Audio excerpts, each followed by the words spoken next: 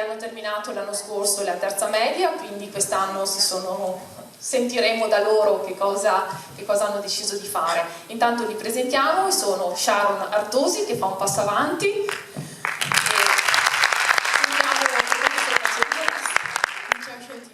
liceo scientifico, quindi è da grande, quanto vuoi dire? Biologa marina. Biologa marina, quindi voglio dire, tanto di po' avrà una biologa marina. Brava Sharon, ti consegno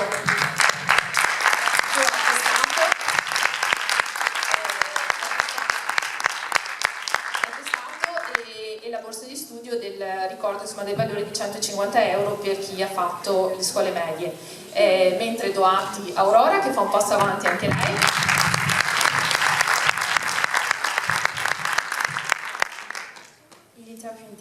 Liceo scientifico, anche lei. Siete in classe insieme?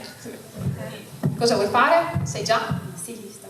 La stilista, quindi il mondo della moda. Poi abbiamo Inese Travaglia, e tu invece cosa hai scelto? Liceo scientifico. Benissimo. E vuoi fare cosa? Ci vedrà. Si vedrà, bene, tutto il tempo davanti per pensare. E ultimo, ma non ultimo, però insomma un rappresentante maschile per le pari opportunità c'è, Nicola Tomasi. Invece cosa stai facendo? ITS informatico. ITS informatico, e cosa vuoi fare quindi? Ingegnere informatico. Ingegnere informatico, quindi voglio dire, qua abbiamo...